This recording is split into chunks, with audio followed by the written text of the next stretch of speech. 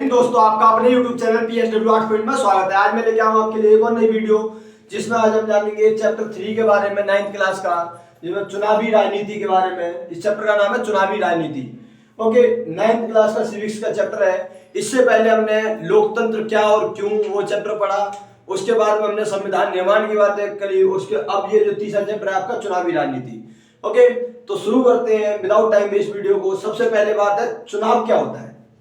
तो चुनाव क्या होता है ये आपको पता होना चाहिए। चुनाव एक ऐसी प्रक्रिया होती है जिसमें सिंपल सा कहें हम प्रतिनिधि को चुनने की प्रक्रिया को हम चुनाव कहते हैं। जो कहीं पर भी हो, क्लास में जो मॉनिटर हो उसका हो, चाहे फिर किसी एक प्रधान का चुनाव हो, चाहे एक मुख्यमंत्री का, एक प्रधानमंत्री का, या फिर टीम में कैप्टन का चुनाव हो। ओके, प्रतिनिधि को चुनने की प्रक्रिया को हम क्या कहते हैं? चुनाव कहते हैं। क्या कहते हैं? चुनाव। अब बात आती है भारतीय चुनाव आयोग की स्थापना कब हुई थी। तो चुनाव आयोग की स्थापना हुई थी 25 जनवरी 1950। ओके, 25 जनवरी 1950 को चुनाव आयोग की स्थापना हुई थी और सुकुमार सेन पहले चुनाव अध्यक्ष थे।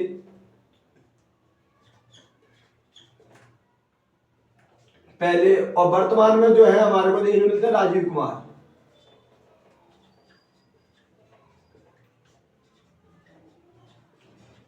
वर्तमान में राजीव कुमार हमारे को चुनाव आयुक्त देखने को मिलते हैं, मुख्य चुनाव आयुक्त। 3 सदस्यीय चुनाव आयोग होता है। पहली महिला जो बात करें अगर हम, तो वो थी रमा देवी।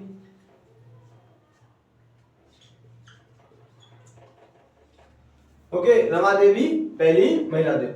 जो 25 जनवरी का दिन होता है उसे हम मतदाता दिवस के तौर पर सेलिब्रेट करते हैं, वोटिंग राइट के तौर पर। ओके, उसके बाद हम बात करें कि जो चुनाव है अलग अलग क्षेत्रों में अलग अलग तरीके से आप देखते होंगे। कई बार चुनाव प्रधानमंत्री के हो रहे होते हैं, कई राष्ट्रपति के, आपको समझ में नहीं आ रहा होता।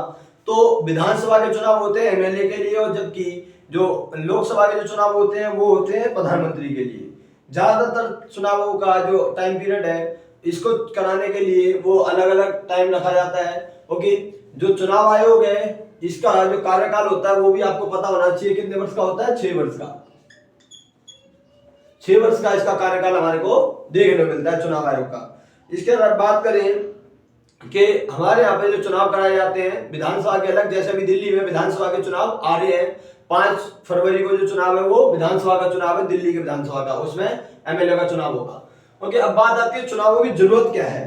तो अगर हम बात करें चुनावों की जरूरत की, तो बिना चुनाव के लोकतंत्र कायम नहीं रह सकता। हम कैसे अपने प्रतिनिधि को चुनेंगे, इसलिए हमारे को चुनावों की जरूरत पड़ती है। दुनिया में ज्यादातर देशों के द्वारा चुनाव को अपनाया जाता है। ओके, और चुनाव के माध्यम से यह तय होता है कि जनता किसको, किस प्रतिनिधि को अपना मत दे रही है। देखा जाता है लोकतांत्रिक शासन व्यवस्था में ज्यादातर चुनाव के बिना लोकतंत्र कायम नहीं रह सकता। ओके, तो प्रतिनिधियों का चुनाव उम्र और अनुभव के आधार पर किया जाता है। अलग अलग देखने को मिलता है हमारे को। चुनाव में मतदाता कई तरह से चुनाव करते हैं। जैसे वे अपने लिए कानून बनाने वाले का चुनाव कर सकते हैं कि हमारे लिए जो कानून बनाने वाले प्रतिनिधि है वो किस प्रकार के होंगे।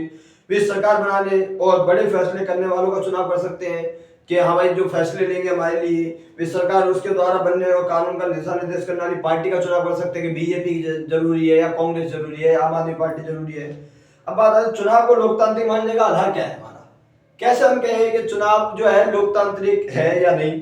तो पहला है हर किसी को चुनाव करने की सुविधा हो, यानी कि हर व्यक्ति को वोटिंग राइट दिया जाए, जिसे हम कहते हैं सार्वभौमिक वयस्क मताधिकार। एक निश्चित आयु पार करने के बाद बिना जाति, धर्म, लिंग, रंग के भेदभाव के हर व्यक्ति को वोट देने का अधिकार होता है, चाहे वो स्त्री हो, चाहे पुरुष हो, चाहे फिर वो हिंदू हो या मुस्लिम हो, बिना या बात करें चाहे वो किसी भी जाति का हो, हर किसी को एक निश्चित आयु पार करने के बाद वोटिंग राइट होता है। और ये हमारे यहाँ पे आयु रखी गई है 18 वर्ष। पहले ये 21 वर्ष थी। 21 वर्ष से 18 वर्ष जो आयु करी गई वो करी गई है हमारे 1989 में, 1989 में 61वें संशोधन के द्वारा। उससे पहले ये आयु 21 वर्ष हुआ करती थी। दूसरा, चुनाव में विकल्प उपलब्ध हो, ऐसा नहीं कि एक ही पार्टी खड़ी है। पहली बात क्या है कि सभी को वोट देने का अधिकार हो, उससे सिद्ध होता है कि चुनाव लोकतांत्रिक है। और दूसरी चीज ये है कि विकल्प होने चाहिए, सिर्फ एक पार्टी ना हो जो चुनाव में खड़ी हो, जैसे बीजेपी है, कांग्रेस है, आम आदमी पार्टी है, तृणमूल कांग्रेस है। कई पार्टियां जब मैदान में होती हैं तो उससे हम कहते हैं कि हाँ हम अपनी मर्जी से चुन रहे हैं, हमारे पास ऑप्शन होने चाहिए। तीसरा है चुनाव का अवसर नियमित अंतराल पर मिलता रहे सभी को। ठीक है, नए चुनाव कुछ वर्षों में जरूर कराए जाने चाहिए। और चौथा है लोग जिसे चाहे वास्तव में चुनाव उसी का होना चाहिए, ये नहीं कि हाँ बाद में रिजल्ट कुछ और निकल के आ रहा है, लोगों ने किसी और को मत दिया। पांचवी चीज जो देखने मिलती है हमारे को, चुनाव स्वतंत्र और निष्पक्ष ढंग से कराया जाना चाहिए, उसमें किसी प्रकार की कोई धांधलेबाजी नहीं होनी चाहिए, किसी प्रकार की कोई रिश्वतखोरी नहीं होनी चाहिए। तो ये शर्तें देखने को मिलती है हमारे को चुनाव के लिए। अब बात आती है निर्वाचन क्षेत्र किसे कहते हैं। अगर हम बात करें चुनाव की हमारी प्रणाली क्या है, तो हमारे यहाँ पे जो चुनाव प्रणाली बनाई गई है वो अपनाई गई है जो सबसे आगे वही जीते चुनाव प्रणाली, या फिर सर्वाधिक मत के आधार पर जीत का फैसला वाली प्रणाली। क्या? सर्वाधिक मत के आधार पर जीत का फैसला प्रणाली। जो हमारे यहाँ चुनाव प्रणाली अपनाई गई है वो अपनाई गई है जो सबसे आगे वही जीते चुनाव प्रणाली, या फिर सर्वाधिक मत के आधार पर जीत का फैसला वाली प्रणाली।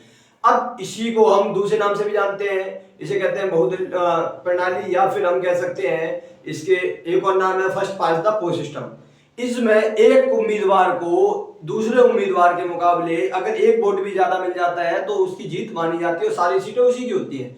लेकिन जो इसकी जगह पे जो चुनाव प्रणाली होती है एक समानुपाती पद्धति प्रणाली, उसमें क्या होता है कि जितनी सीटें मिलेंगी उसको मतलब वोटों के अनुपात में सीटें दी जाएंगी सभी को। ओके, तो हमारे यहाँ पे अगर हम देखें तो चुनाव प्रणाली अपनाई गई जो सबसे आगे। क्यों अपनाई गई है? क्योंकि ये सरल है, अपने यहाँ पर सबसे ज्यादा लोग निरक्षर हैं, इतने पढ़े लिखे लोग नहीं है, तो उनके लिए आसानी से समझ में आ जाती है, वो सरल है और कम खर्चीली है इसलिए।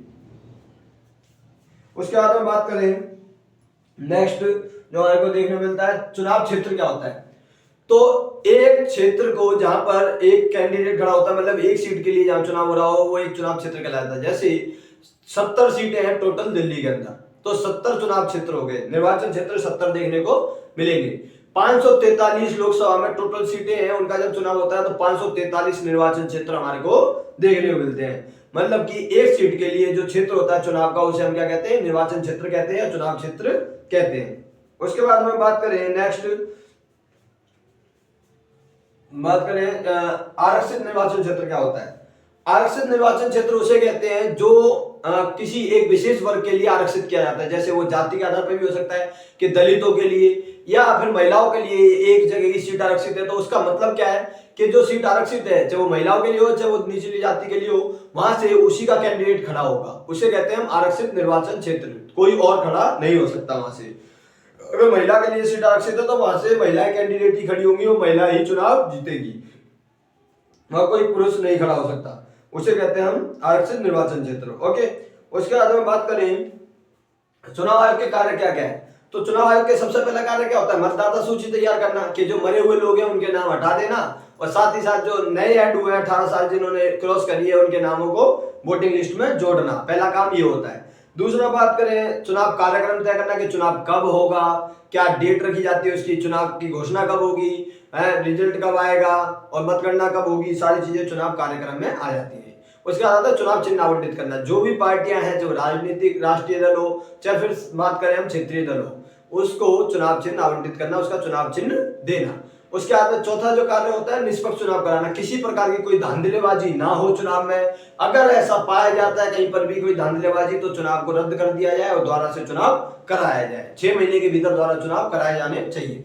और पांचवा जो कार्य देखने मिलता है हमारे को वो है कर्मचारी की व्यवस्था करना, चुनाव कराने के लिए अलग अलग कर्मचारी की व्यवस्था करनी होती है, सीआईएसएफ के जवान, बीएसएफ के जवान, टीचर्सों को भी रखा जाता है, ईवीएम मशीनों को कलेक्ट करने के लिए जो भी रखे जाते हैं कर्मचारी, तो उनकी व्यवस्था करना, किसी प्रकार की कोई धांधलेबाजी ना हो, सुरक्षा से संबंधित चाहे वो प्रशासनिक मामले से संबंधित हो।